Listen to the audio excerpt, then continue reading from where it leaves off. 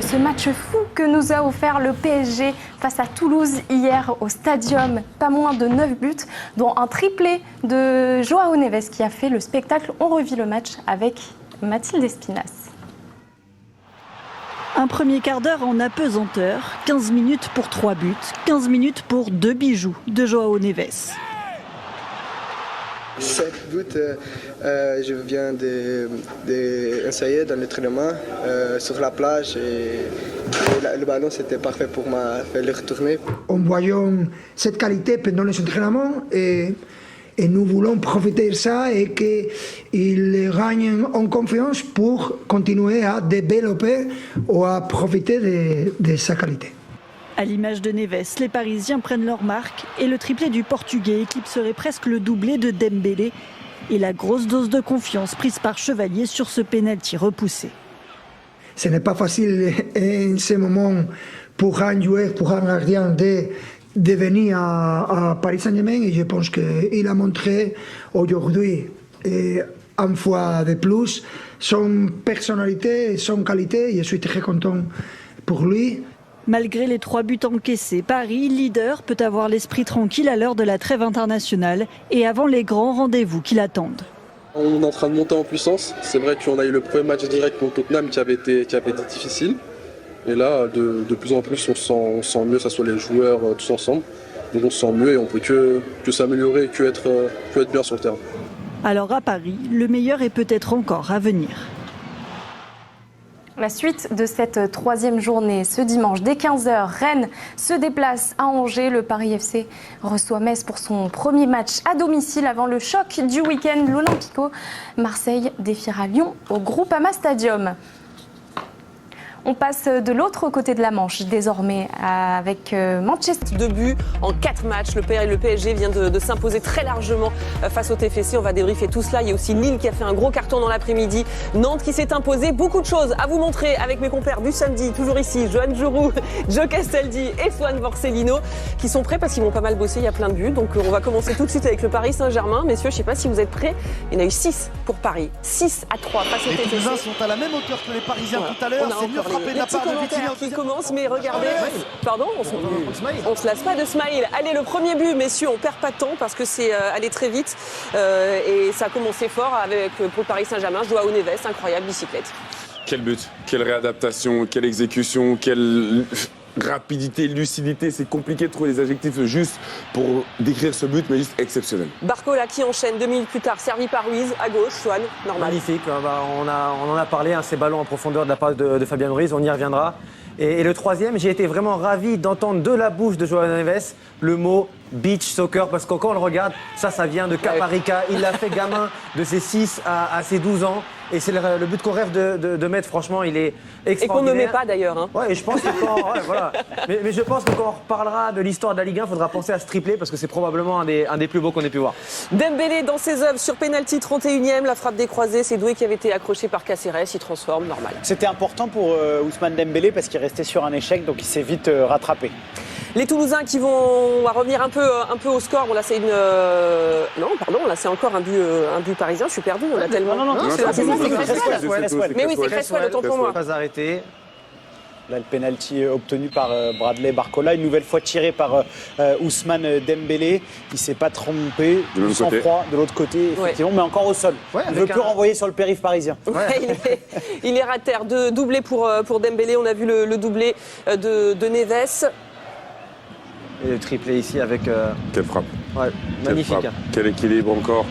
On le voit ici en plus quand on regarde la trajectoire que prend le ballon, parce qu'on a l'impression qu'elle est pure, mais en fait elle est carrément dévissée et finie dans le cadre. Là il y a la confiance, parce que tu peux la prendre intérieure et ouvrir le pied, mais là il sait qu'il peut tout envoyer et que ça rentre. Et une super fin de match de Toulouse qui a été récompensée, Marina, pour sa bonne deuxième mi-temps. Il y a beaucoup d'équipes qui auraient baissé la tête, qui auraient baissé les bras.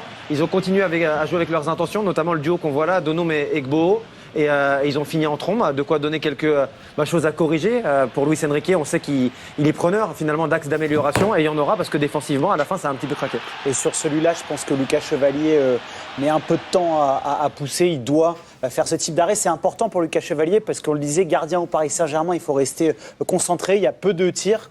Et là, ce soir-là, même si la sortie de pénalty, celle-là, il peut la sauver. On va y revenir. L'exigence. Ouais, évidemment, sur ces 2 pénaltys. Il avait commencé sur 2 clean sheets, Lucas Chevalier.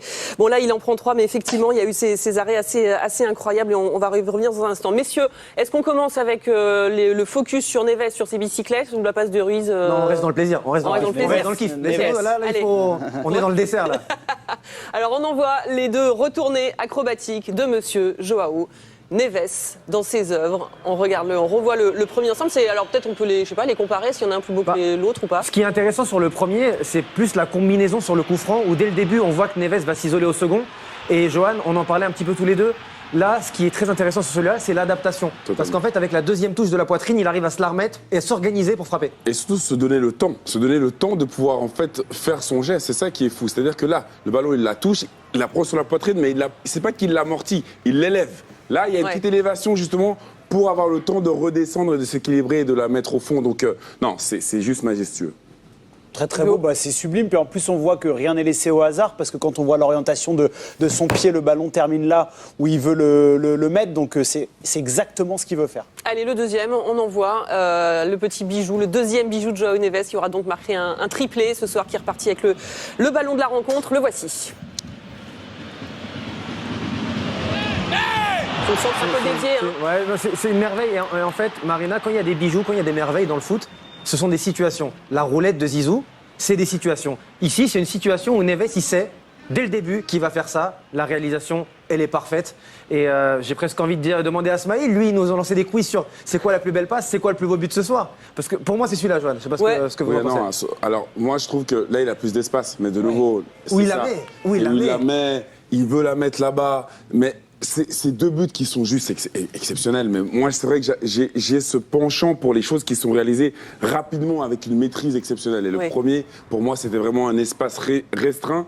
Et il n'a pas le temps, en fait. Il n'a pas le temps de réfléchir, mais lui, il sait déjà ce qu'il veut faire. La pureté du geste, effectivement, on va voir si Ismaël Boabdella nous entend ici. Lui aussi, il vote plutôt pour le deuxième à ces 2 magnifiques retournées acrobatiques de Joao Neves. On vous rappelle le score 6-3, donc pour le Paris Saint-Germain, qui avait débuté avec des petites victoires, 1-0, et puis là, qui met un gros carton. Avant de venir à la passe de Fabian Ruiz pour Barcola, parce que on sait que vous aviez apprécié déjà lors du précédent match, on va y revenir sur celui-ci. Petite séquence très sympa captée par nos caméras juste avant le coup d'envoi. On y reviendra un petit peu plus tard. Carles Martinez-Novel et Luis Enrique qui parlaient du début de saison, c'est assez rigolo. Ils parlent de la préparation. Allez, la passe de Ruiz pour Barcola. Swan, ça y est, c'est maintenant. Allez, on y va. Moi, je suis prêt quand vous voulez, Marina. Il n'y a absolument aucun souci. On peut la lancer. On a parlé de la qualité de passe de Fabian Ruiz, que Jean-Louis Gasset a apprécié également d'ailleurs. Ce qui est intéressant sur cette passe-là précisément, c'est que Toulouse l'a dit, il pouvait être ambitieux, chercher assez haut. Et ce qui m'épate sur cette passe, c'est qu'on a déjà vu des passes de quasiment 50 mètres dans le football. On en a vu moins réalisées au sol avec un dosage parfait. C'est facile de faire une transversale de 50 mètres pour ces joueurs-là en l'air. Arriver à donner avec le petit rebond qui s'arrête juste devant par Barcola comme ça, c'est juste de la qualité exceptionnelle de la part de Fabian Ruiz. Ça vient, Johan, finalement, souligner toute la qualité technique dont on parlait ensemble devant le match, dans les transmissions, contrôle-passe du PSG. Il y a une qualité extraordinaire dans ce groupe-là, sur ces phases-là. Et oui, et les gens oublient à quel point c'est compliqué de mettre un ballon aussi parfait, comme vous l'avez dit justement, Swan, avec de l'opposition, avec des défenseurs qui vont aussi essayer de gêner Barcola. Donc non, la passe est exceptionnelle. Mais de nouveau, ce qui confirme que cette passe est exceptionnelle, c'est que Barcola a besoin que 2 touches pour finir. Le ballon est déjà dans la surface. Donc, quel ballon et quel joueur. Allez, on a hâte d'entendre l'avis de Luis Enrique, complètement emballé, convaincu par ce match. C'est la large victoire du PSG où forcément il va trouver des choses à redire.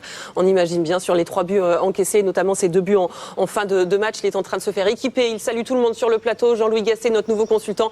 David Aiello sur place au stadium. Très exigeant avec l'équipe, avec les résultats, Swan. Oui, Johan vient de me le dire. Ça prouve les ambitions qu'ils avaient. Ouais. Moi, je les trouve très durs même avec eux-mêmes parce qu'il y a quelque chose qu'on a oublié de mentionner, c'est qu'en fin de première mi-temps, il y a un pénalty pour recoller à 4-2 et que Chevalier le sort. C'est peut-être pas le même match après et je les ai trouvés cohérents. Ils ont prouvé quelque chose, c'est que quand on défend plus haut contre le PSG, on prend plus de risques, mais aussi le PSG sort Donc on peut se créer des occasions avec des joueurs rapides comme Bo et Donum, notamment les deux qui ont été très bons ce soir.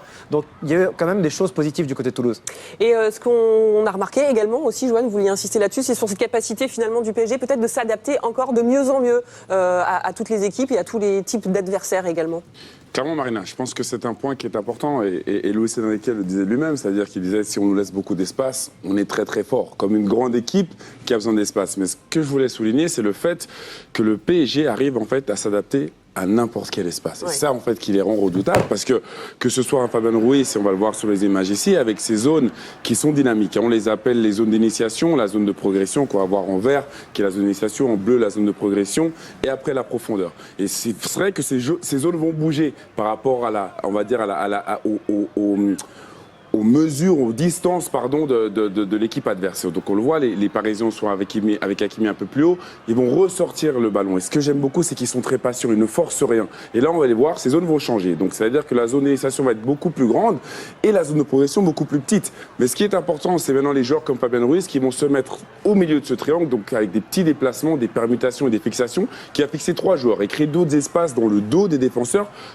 Pareil pour João Neves qui va aussi de nouveau fixer 3 joueurs pour donner du temps sur le côté gauche et amener à trouver la profondeur. Donc à chaque fois, c'est un travail en fait qui est si minutieux, si justement bien fait, qui fait que les Parisiens sont impossibles à prendre parce que ça change à chaque moment, ça permute, ça se met dans des zones où on fixe 3 joueurs et ça trouve en fait aussi des orientations du corps pour jouer vers l'avant. Est-ce que c'est une amélioration, ça, du Paris Saint-Germain ? Est-ce que cette adaptation, finalement, elle est de plus en plus flagrante ? Elle est de plus en plus flagrante parce que ça fait maintenant, c'est le début de la 3e saison de Luis Enrique, donc il a eu le temps de mettre en place ce jeu. Mais ce qui est extrêmement important, et la palette de Johan nous le montre, c'est qu'on parle beaucoup, et c'est normal, c'est tout ce qui se passe avec le ballon. Mais les grandes équipes, elles sont presque aussi fortes avec et sans ballon. Et la grande force du Barça de Pep Guardiola, c'était ce mouvement permanent sans ballon. Et c'est ce que fait très très bien le Paris Saint-Germain. J'ai des souvenirs de matchs la saison passée où parfois Nuno Mendes se retrouve à fixer comme un attaquant central pour offrir des zones de passe et un point d'appui dans la surface pour exactement ce que Johan vient de nous montrer. Ce qui est incroyable dans la méthodologie de Luis Enrique, c'est que chaque joueur doit faire ce travail de fixation dans les petits espaces et les mouvements sans ballon. Donc voilà, ça c'est des équipes de très très haut niveau. Allez, on va repartir au stadium, retrouver Smaïl Bouabdella. Coucou Smaïl, avant de parler des corners du Paris Saint-Germain, je crois que Swan voulait vous lancer une petite question, un petit défi, quoi, parce que c'est samedi soir, donc petit défi, hein Swan. Bah oui, non, Smaïl, simplement, quel a été ton but préféré ce soir ? Celui de Costa do Caparica, d'où vient João Neves à s'entraîner à faire les bicyclettes dans la banlieue de Lisbonne. Moi j'aime le deuxième, je vois que vous connaissez parfaitement la région lisboète et les alentours avec une très belle plage. S'il s'est entraîné là-bas, je vais aussi valider la deuxième bicyclette après le contrôle de la poitrine. Avec plaisir, on ira faire un foot volley en traversant le pont ensemble, Smaïl. Je sais que vous êtes doué à ce jeu. Je peux plus sur ça, faut laisser le ballon au sol maintenant, c'est terminé. Smaïl, je voulais vous interroger sur les corners du Paris Saint-Germain, mais il y a Ousmane Dembélé qui est en train d'arriver au micro de David Ayello. On revient vers vous, Smaïl, dans un instant, évidemment. Il va s'équiper. Mais oui, la casquette, c'est vrai qu'il a toujours une casquette, Jean-Luc Gasset. Qu'est-ce qu'elle lui va bien, là, on demande, mais la même, Swan, au Groupama moi, je veux bien. Si c'est validé par Rousse, c'est bon. Si c'est validé, on y va. Allez, n'ayons peur de rien. Vous avez lancé un pavé dans la mare, Marina. Je vais être obligé de la mettre, c'est ça le truc. Allez, Smaïl Bouabdella, désolé, on revient vers vous pour parler de cette force aussi du PSG sur les corners. Vous avez parlé tout à l'heure d'adaptation, c'est ce qu'on a évoqué durant toute cette soirée. Plus de 77% de duels aériens ce soir remportés par Toulouse. Mais sur corner, Paris a été performant, Jean-Louis, tout simplement parce que Paris s'est adapté. Si Toulouse devait mettre de ballons haut dans la surface de réparation, Paris devait passer par un autre chemin. Et Paris l'a parfaitement fait en étant efficace avec un but qui va arriver sur cette réalisation de João Neves. Il y a sur corner d'autres moyens que de frapper directement quand on est un petit peu en déficit dans le jeu aérien. Ils l'ont très bien fait, les hommes de Luis Enrique. Mais exactement, il faut jouer le corner court pour faire sortir l'adversaire. C'est ce qu'a fait Paris. Et ensuite, sur le second ballon, João Neves a réalisé deux gestes de très haut niveau. Même la frappe de Mendes était peut-être cadrée. Mais c'était une stratégie de ne pas jouer le ballon en l'air sur la première passe. Et voilà, ça confirme ce que vous disiez tout à l'heure sur le plateau de 90+1, Marina et toute l'équipe. Paris s'adapte, Paris est efficace, Paris est irrésistible déjà. Et Paris a déroulé aujourd'hui. Un grand merci à vous, Smaïl Bouabdella, Jean-Louis Gasset, David Ayello sur place pour cette soirée au Stadium et cette large victoire du Paris Saint-Germain. C'était spectaculaire. On a eu beaucoup de buts dans ce match, mais pas seulement. On parlera dans un instant de Lille qui a fait un carton aussi. Il y a une autre victoire, alors moins flamboyante, mais très importante. C'est du côté du FC Nantes. C'est un gros soulagement quand même, ce succès face à Auxerre. On va voir le but. Alors, salut à tous les férus de football. Les championnats ont repris. Alors, donc, on va en parler de temps en temps. Vous avez vu... Quand on parle, on va peut-être en Ligue 1, par exemple, avec le Paris Saint-Germain qui a battu Toulouse 6-3. Donc c'était une balade pour Paris. Paris qui sera super attendu cette année parce qu'ils sont champions d'Europe, c'est eux qui ont remporté la Ligue des Champions. Mais ils seront également attendus en championnat. Mais en championnat, c'est presque toujours acquis. Même avant l'arrivée de Luis Enrique, Paris a toujours su tirer son épingle du jeu. Donc... on s'attend quand même à quelque chose d'intéressant puisque Luis Enrique a souhaité changer la tactique parce qu'il sait déjà qu'on va l'attendre au tournant. Donc, Luis Enrique sait qu'il sera attendu. Donc, les adversaires de Luis Enrique, on a vu comment avec Chelsea s'est cassé les dents, Maresca a trouvé la tactique pour le contrer. Donc Luis Enrique, je pense qu'il a mal digéré cet affront de Coupe du Monde des clubs. Surtout que pour cette Coupe du Monde des clubs... beaucoup de clubs ont sous-estimé la compétition. Les gens disent non, ils vont trop jouer, c'est pas une grosse compétition. Mais vous avez vu cette compétition, elle était très bien organisée. Sincèrement, c'était très beau. La finale, franchement, c'était comme une vraie Coupe du Monde. Moi, personnellement, j'ai apprécié. Les gens, surtout, les gens ont voulu rabaisser cette compétition. Mais finalement, le PSG a eu le seum d'avoir perdu comme ça largement. Ça a presque viré à la correction. Je pense que cette fois-ci, Luis Enrique a envie de corriger cela pour ne plus être surpris après. Entre-temps, le PSG a perdu Donnarumma. Je ne sais pas si vous le savez. Donnarumma va à City et il sera présenté aujourd'hui. Voilà, donc Pep Guardiola a enrôlé Donnarumma. Donc, le PSG sans Donnarumma, ça va se passer comment? Sans son dernier rempart avec le nouveau gardien. On verra bien. Donc, c'est parti donc pour une nouvelle saison. Certainement, le PSG sera vainqueur à la fin. Mais est-ce qu'il y aura des rebondissements, des surprises? On les attend certainement en Ligue des Champions pour voir si quelque chose a changé. Donc, merci, à très bientôt pour tous les gros matchs du PSG.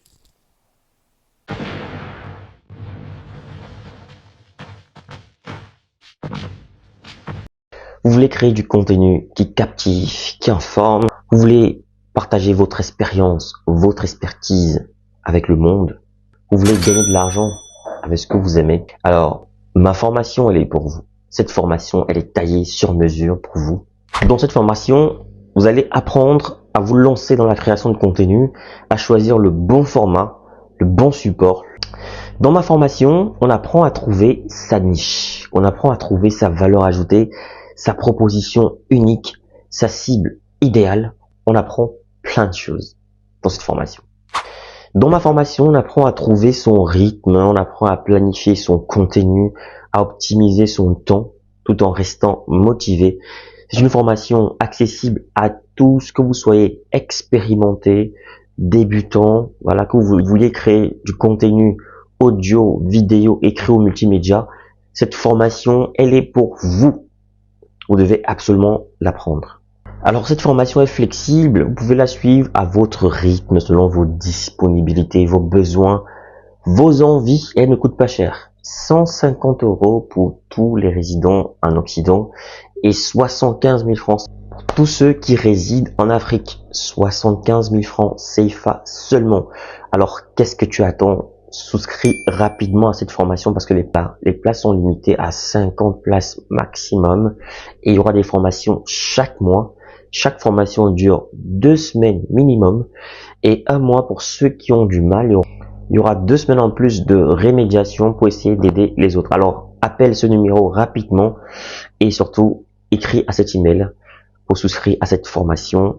Voilà, le numéro, je rappelle, 0467 81 59 18, précédé du plus 32. Donc, je reprends, plus 32 0467 ou alors plus 32 467 81 59 18, disponible bien sûr par appel et sur WhatsApp ou alors écrivez-moi tout simplement par mail pour souscrire à votre formation. Donc je vous attends nombreux et les places sont très limitées.